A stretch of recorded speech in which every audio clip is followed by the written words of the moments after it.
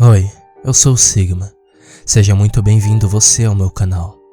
Hoje você irá ouvir 5 histórias de terror.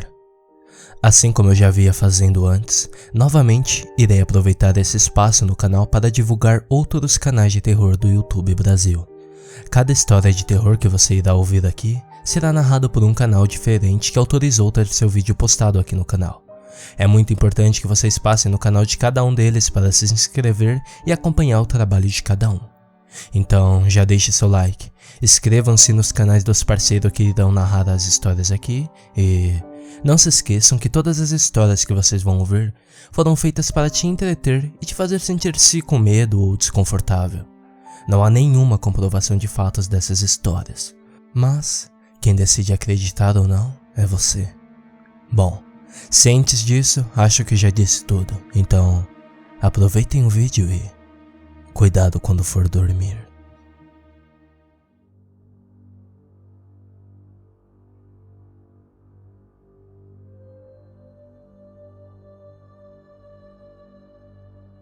Eu gritei em terror conforme o ser gigante emergia da fumaça. Ele se aproximou de mim e anunciou: "Eu sou o gênio desta lâmpada. Já que você me libertou, vou lhe conceder um desejo, mas devo avisá-lo. Pense com cuidado antes de pedir." O terror inicial de repente deu lugar à euforia. Puta merda, isso realmente está acontecendo, eu pensei comigo mesmo. Sem hesitar, eu disse a ele: "Faça-me o homem mais rico do mundo." Eu estava desesperado por dinheiro. Eu tinha vivido toda a minha vida na pobreza. Eu não conseguia nem me lembrar da última vez em que eu tive uma refeição decente ou dormi em uma cama confortável. Mas esta era a minha chance de acabar com tudo isso. Seu desejo foi concedido. Amanhã, quando você acordar, você vai ser o homem mais rico do mundo. E puf, ele sumiu. Naquela noite, eu dormi pacificamente. Tive inúmeros sonhos agradáveis. Eu estava certo de que quando eu acordasse na manhã seguinte, minha cabana teria se transformado em um palácio. Mas percebi, para minha total consternação, que não era o caso. Eu acordei para me encontrar no mesmo velho quarto bagunçado que vinha sendo a minha casa nos últimos 3 anos. Eu irrompi em lágrimas. Foi tudo apenas uma brincadeira cruel. Finalmente, eu me controlei e decidi ir ao trabalho. Mas quando eu saí de casa, fiquei chocado com o que vi. Havia corpos por todas as partes na rua. Todo mundo no bairro estava morto. Conforme eu explorava, notei que, com exceção de alguns moradores de rua, todo mundo estava morto. E então, a realização tomou conta de mim. Eu sou o homem mais rico do mundo.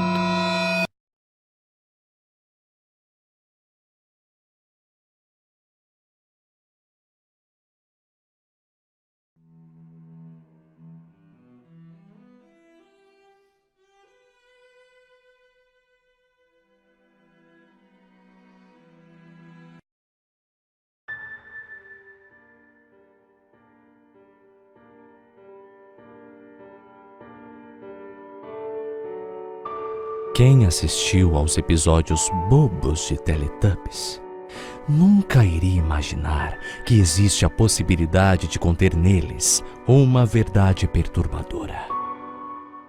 O programa, produzido pela BBC em parceria com a Roald Dahl, tinha o propósito nobre de divertir o público infantil. No entanto, Teletubbies nunca deixou de ter um aspecto esquisito e sinistro. Na trama, seres parecidos com grandes ratazanas gordas com antenas se comportavam de forma idiota o tempo todo, em um lugar que parecia uma colina verdejante. Todas as ideias bizarras, assistidas nos 365 episódios, saíram da cabeça de um único homem, Andrew Davenport. E é nesse ponto que a história começa a ficar interessante. Davenport é o diretor criativo da Roald Dahl e um campeão de audiência nos programas que levam sua autoria. Ingressou nesse ramo após concluir seu curso na Universidade de Londres. O sucesso e a fama de Andrew sempre foram destaque da imprensa da sua cidade natal, Folkestone, assim como seu lado negro, um lado tão obscuro que Davenport nega veemente. Talvez porque ele queira esquecer, não sei. Durante sua infância, Andrew teve problemas na escola, sendo obrigado a estudar em um colégio que era um tipo de uma escola militar nas proximidades de Folkestone, que tinha a má fama de maltratar seus alunos. Nesse período, Davenport compulsoriamente se submeteu ao rigoroso plano de disciplina do colégio. Dentre os eventos desse plano, estava a passar um final de semana em uma base militar, onde é a atual Rough Manwith Hill Station, em Harrogate. Depois dessa viagem, Andrew voltou transtornado.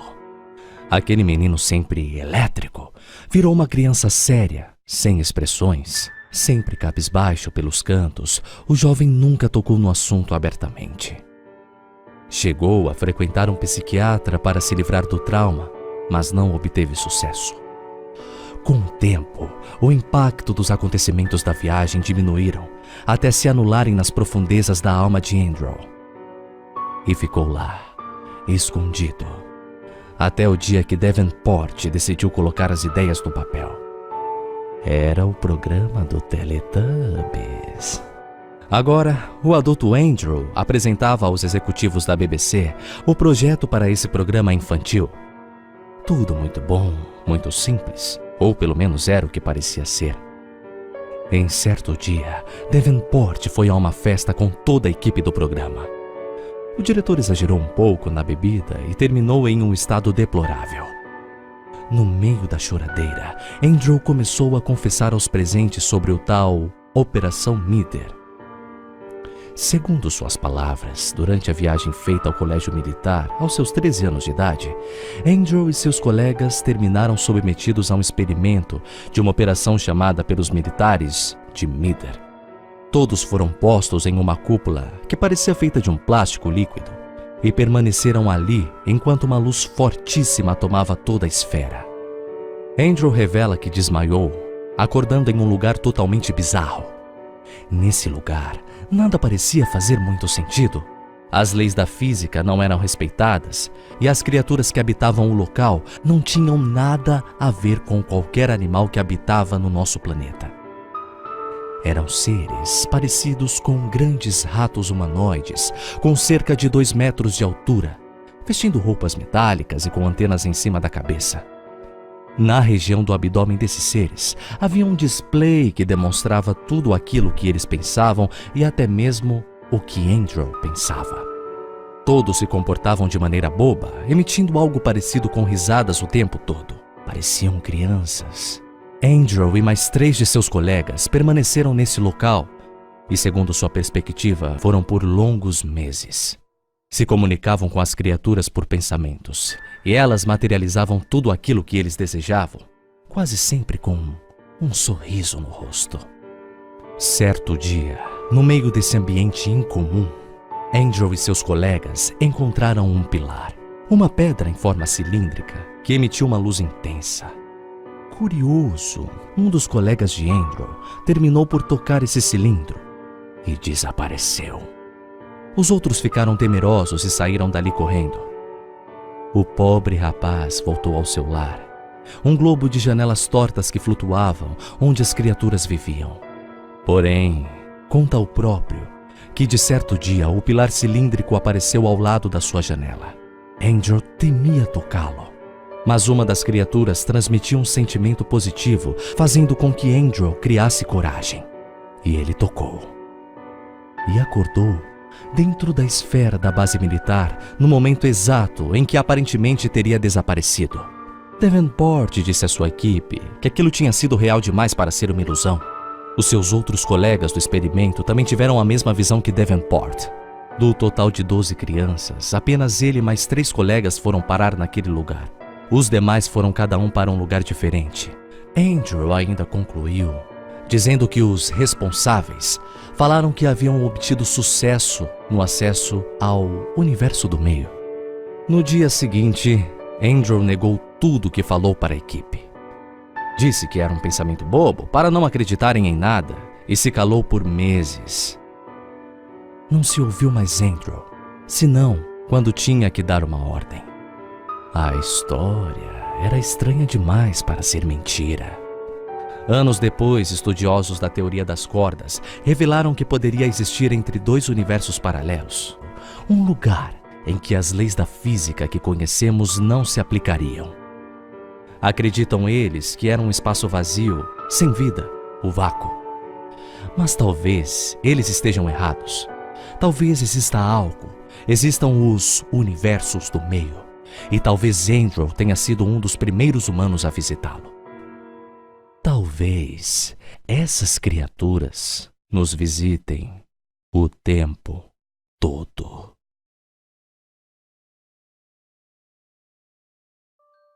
Essa foi uma chamada para o 911, que ocorreu em 1994. O operador recebeu uma chamada de um número bloqueado. Existe apenas uma gravação dela. E é uma gravação bastante estranha e distorcida.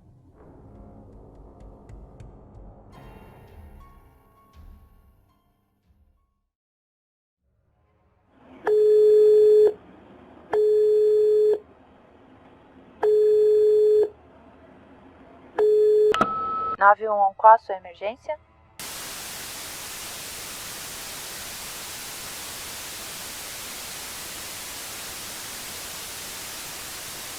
Alô? Tem alguém aí? Sons de uma mulher soluçando veio junto com a estática. Senhora, está tudo bem? Você está aí? Anne. Senhora, o que está acontecendo? Diga-me o que tem de errado. Anne, ela está sendo terrivelmente desobediente. Ela esteve brincando com os pequeninos. Senhora, pode me falar o seu nome?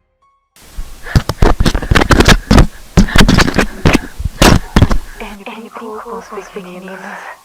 Ela brigou, machucou eles. Sangue. Nesse ponto, a mulher está incontrolável e gritando histericamente, apenas parando para sussurrar alguns nomes ou datas. Venha por todo lugar. O 14º, sim, que vai fazer. Eles não estão se mexendo. Chris está aqui. Não posso ver nada. Os gêmeos, Castle e Alistar. Tão escuro. Ele está bem na minha frente. Não chore, Casey. A gente está aqui por você.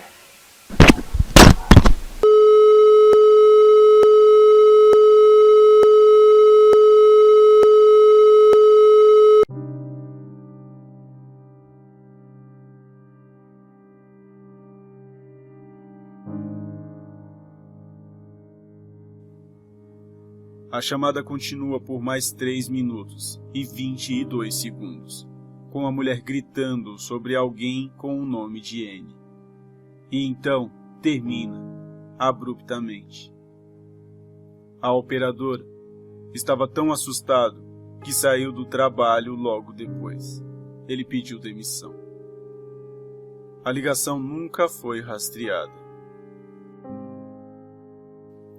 2 meses depois, apareceu uma foto mostrando 3 criancinhas terrivelmente mutiladas, com braços deslocados e pernas quebradas, sangue escorrendo da boca, olhos retirados, dedos cortados e cabelos arrancados. Os nomes das crianças eram Christina, Cassel e Alistair Driscoll. Em relação à titia falando com Cassel, Os pais do Driscoll eram filhos únicos. Eles não tinham irmãos. Então, não poderia haver uma tia biológica. Em outra parte da foto, havia uma forma pequena e desfocada de uma garota de costas para seja lá quem foi que tirou a foto, mas sua cabeça estava quase completamente virada para trás, encarando a câmera. Ela estava encharcada de sangue e parecia pular de felicidade. Todas as chamadas do país foram checadas. A cidade inteira foi interrogada. Mas não havia sinais dessa garotinha.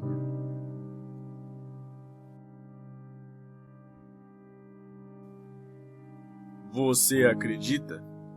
Ou não? Tenha medo.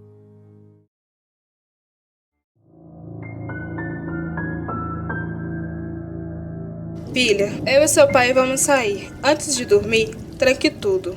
Vocês vão demorar a voltar, mamãe? Um pouco, mas você vai ficar bem? Sim, eu vou.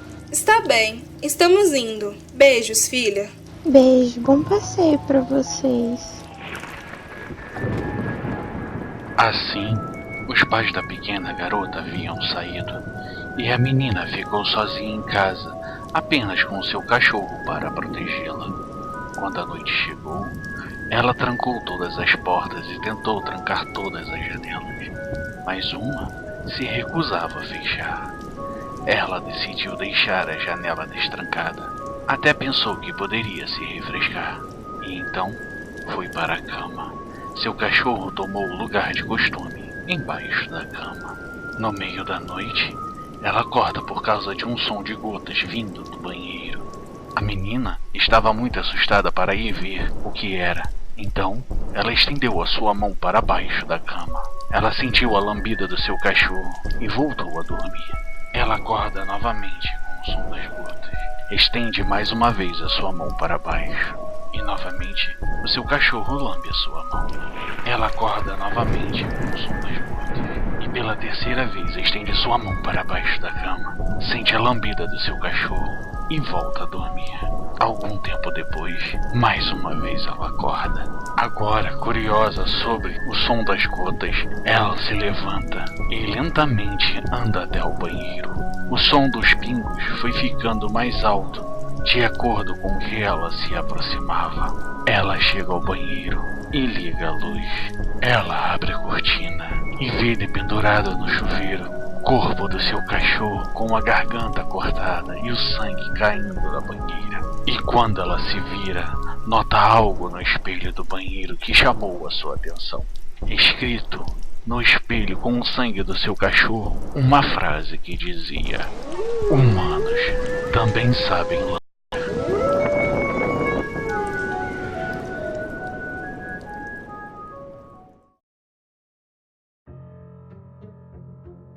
Janaína estava passando os números de telefone dos seus amigos da agenda velha para uma nova, quando viu o número de Patrícia, uma amiga já falecida há alguns meses em um acidente de carro, quando voltava de uma festa com seu namorado, Pedro, que até hoje estava em coma. O acidente foi causado por um motorista bêbado em alta velocidade e Patrícia acabou morrendo no mesmo local. Janaína sentiu um frio da espinha e uma tristeza repentina, e pensou em ligar para o número para ver se talvez conseguiria escutar a voz de sua amiga em uma gravação, se o telefone ainda estivesse ligado ou algo do tipo. Bom, ela hesitou por um instante, pois não sabia qual seria a reação ao escutar a voz da amiga, mas pegou o telefone, discou o número e escutou o telefone chamar. Ele chamou 1, 2, 3 vezes. Na terceira vez, ela fez menção de desligar, pois ela estava já se sentindo meio boba fazendo aquilo. Porém, algo muito sinistro aconteceu. Alguém atendeu. Alô? Oi, Janaína? Respondeu a pessoa do outro lado da linha. Quem está falando? Quem poderia ser? É a Patrícia. Isso é impossível. Como assim? Você ligou para o meu número. Quem você esperava que atendesse? Aterrorizada e sem saber o que fazer, Janaína continuou a conversa, que foi curta, pois ela estava com muito medo. Nos próximos 2 meses, ela continuou ligando para o número que sempre era atendido pela amiga já morta. Algo muito estranho. Ela conversava rapidamente e desligava. Pedro havia saído do coma, porém, ainda se encontrava no hospital se recuperando das fraturas. Um dia, Janaína decidiu que iria ligar e perguntar sobre o acidente e se ela se lembrava de algo. Ela ligou e as duas conversaram por um período curto, e Patrícia começou a fazer umas perguntas sobre seu namorado. Janaína, você tem alguma notícia do Pedro? Por que ele não me liga? Ele me prometeu que ia estar do meu lado, não importa o que acontecesse. Ele desapareceu e não me liga. Tenho me sentido tão sozinha. Janaína ainda estava paralisada, não sabia o que dizer ou qual seria a melhor resposta, e falou a primeira coisa que veio à sua mente. Porque você morreu no acidente de carro, você não lembra? Respondeu ela com calafrios. A última coisa que ela escutou foi o grito de terror de sua amiga e o sinal de ocupado logo em seguida.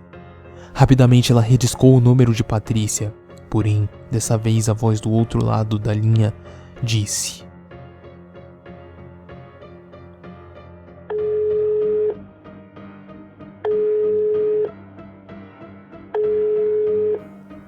O número que você ligou está fora de área ou desligado.